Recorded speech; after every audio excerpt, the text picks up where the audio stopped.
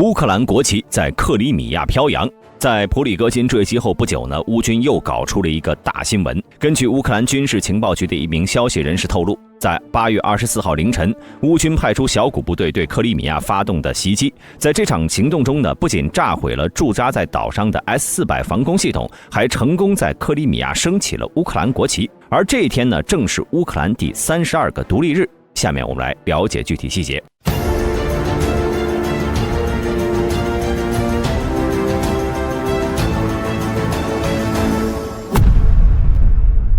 在8月23号，瓦格纳头目普里戈金坠机身亡。对于此人的死亡原因呢，外界也有诸多猜测，但在瓦格纳内部已经有了结论，一定是俄罗斯叛徒搞的鬼。毕竟自家老大刚带着一帮兄弟们出了城，正在飞机上吃着火锅唱着歌呢，砰的一声就没了。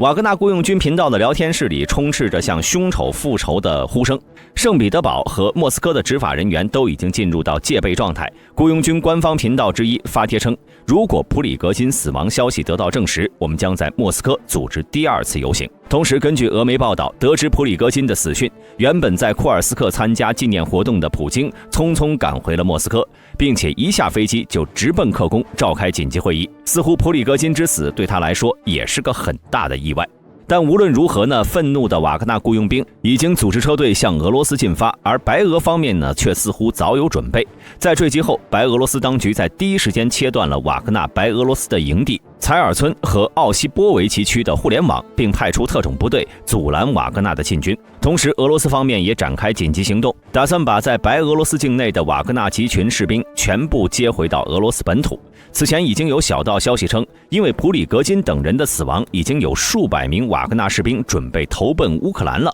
一旦有大批的瓦格纳集团士兵投奔乌克兰，那将不仅仅是一场军事灾难，而且将会严重打击前线俄军的士气。而另一边的乌克兰也并没有闲着，在普里戈金坠机后不久，乌军就派出了小股部队登陆克里米亚，为俄罗斯送上了一份大礼。据了解，在8月24号凌晨，乌军派出特种水上船只在克里米亚西北端村庄马亚克附近的海滩登陆。从视频中透露出的小型橡皮艇或者快艇来分析呢，这次的行动应该是小规模的袭扰，因为这种小艇很难携带重武器和许多天的弹药和补给，只能将携带轻武器的特种作战人员送至路上。因此，大兵猜测这些乌军的主要目的是执行渗透或者破坏任务。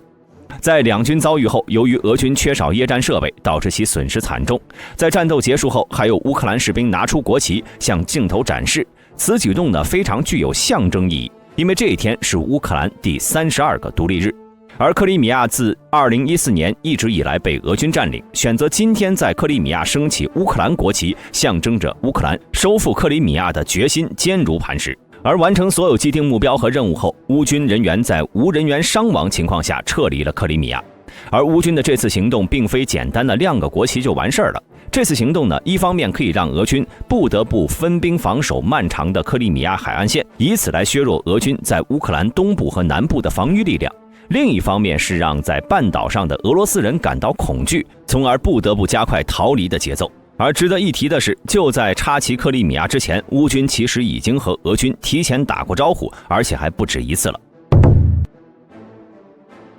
在8月12号，乌军在黑海蛇岛登陆，重建了一个边境哨所，并且安装了带有乌克兰国徽的界桩。乌克兰国家边防局局长戴内科在接受采访时表示，乌克兰正在取得胜利，这次在蛇岛上设立边境哨所并且安装界桩，是乌克兰坚决维护领土完整和国家主权的表现。他还表示，乌克兰将继续努力，下一个目标就是克里米亚。或许是听到太多次乌军要进攻克里米亚的传言，俄军对此并没有在意。就这样，在8月23号当地时间上午10点左右，位于克里米亚半岛西部塔尔汉库特海角附近的奥列涅夫卡村发生爆炸。当地民众声称，他们至少听到了7次爆炸声。在这场袭击中呢，俄罗斯用来守护克赤大桥的 S-400防空系统被当场打爆。除此之外呢，乌军还摧毁了俄军在当地的48YAB-K1 Podlet 雷达站。该雷达站呢，主要是为了 S-400发送防空指令的，能在困难的干扰环境中探测低空和极低空的空中目标。而根据俄罗斯媒体的报道，乌军对该地的军事设施已经进行了数周的监控了，这才抓准时机，一举打掉了俄军的 S-400。在爆炸发生后，至少有4架俄军战斗机飞到这里。乌克兰方面公布了无人机拍摄的爆炸画面。而除了防空系统之外呢，俄军的堡垒海基反舰导弹系统也在这次袭击中被摧毁。其发射的郜玛瑙导弹属于远程反舰导弹，射程高达600公里，能够让其随意地打击乌克兰的敖德萨港口。为了阻止俄军的打击，此前乌克兰使用风暴阴影导弹在克里米亚铁路枢纽战科1摧毁了一批郜玛瑙导弹。虽然乌克兰并没有公布是什么武器击中了 S-400， 目前网上猜测是有3种可能性：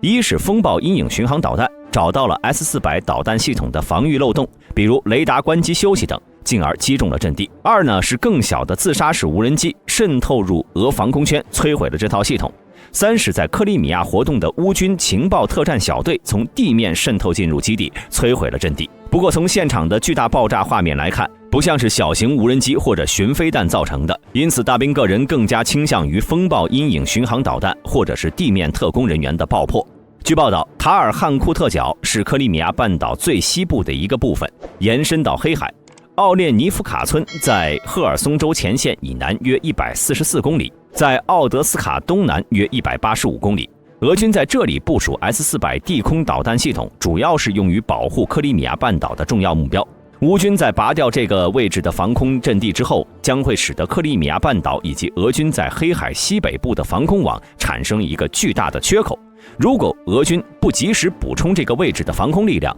那么很可能后面就会面临更大规模的风暴阴影等远程巡航导弹的攻击。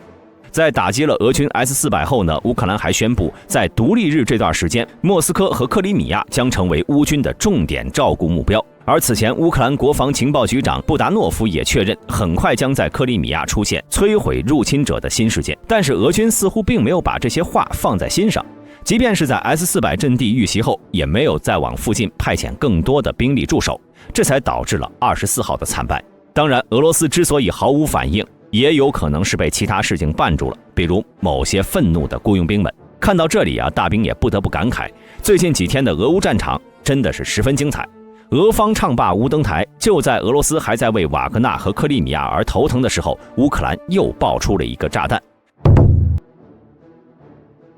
一架俄军的米8直升机已经向乌克兰投降了，这是战争爆发后第一架向乌克兰乌军投降的俄军米8直升机。乌克兰国防部军事情报总局发言人安德烈尤索夫告诉路透社，当时这架米8直升机正在执行运送苏27和苏30 SM 战斗机零备件的任务，直升机降落在了哈尔科夫地区。而之所以能够成功投降，是因为这名投诚的俄军飞行员早就和乌军军情局联络了。军情局的工作人员花费了6个月的时间说服这名俄军飞行员投诚，并为其制定了详细计划。在这名俄军飞行员投降之前，他的家人已经离开了俄罗斯，来到乌克兰生活了。乌克兰真理报预计这名俄军飞行员会得到50万美元的奖金，而那架完好的米8直升机连同飞机上的战斗机零部件会成为乌克兰军队的资产。这对于乌克兰空军来说是一笔很赚的行动。不仅狠狠打击了俄罗斯士气，还获得了俄军战斗机的零件。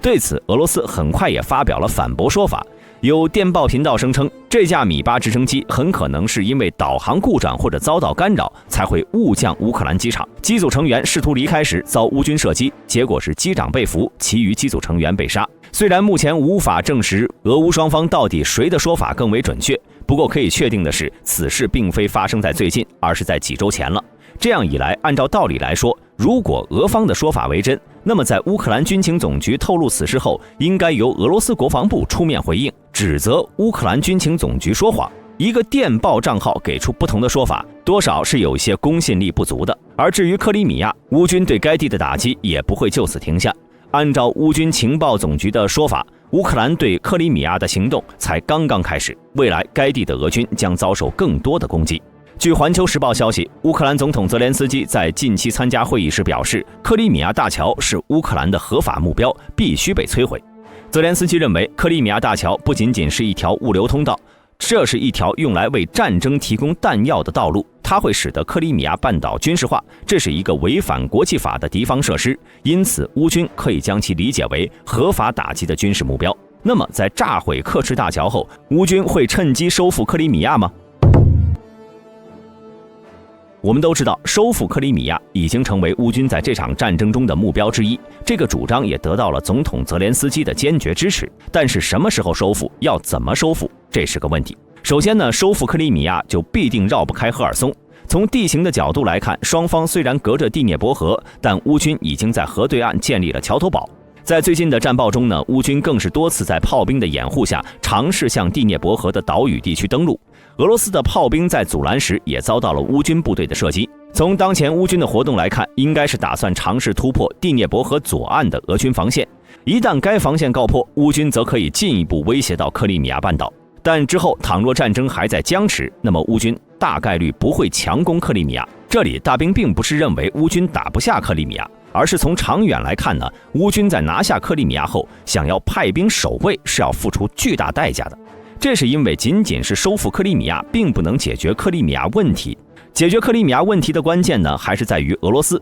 否则即便是一时占领，也有被俄军反攻的风险。对于乌克兰来说，所有不必要的牺牲都是应该尽力避免的。就像是以战争初期的基辅保卫战，在这场战役后期呢，乌军已经分别在基辅东西两侧对俄军初步形成了合围之势。如果乌军不计代价，是可以给包围圈中的俄军造成重大伤亡的。但是对于那个时候的乌克兰而言，战争才刚刚开始。既然基辅之围已经解除，那么接下来要做的还是保存实力。同理，在有其他选择的时候，乌克兰如果以重大伤亡为代价强行收复克里米亚，也不是一个好主意。毕竟该地区对于普京而言是值得拿出核弹的地方。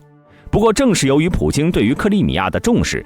俄罗斯不得不分出一部分兵力和防空系统来守卫此地。这样一来呢，乌军的最好选择就是凭借远程精准打击、特种渗透作战，乃至乌克兰空军再次形成有规模的战斗力后，对克里米亚进行空中打击，来不断的袭扰俄军。到时候克里米亚将成为一个让俄军流血不止的伤口。因此大兵认为，接下来乌克兰对克里米亚的反攻策略主要还是采取突袭、轰炸、打援的方式对俄军进行持续消耗。倘若乌军能够在正面战场上赶走俄军，那么克里米亚很可能不战而胜，和平收复。好了，本期视频到这里就结束了。大家认为乌军接下来还会对克里米亚采取何种行动呢？可以在下方评论区留言。喜欢本频道的朋友，请点击下方订阅按钮。我们下期再见。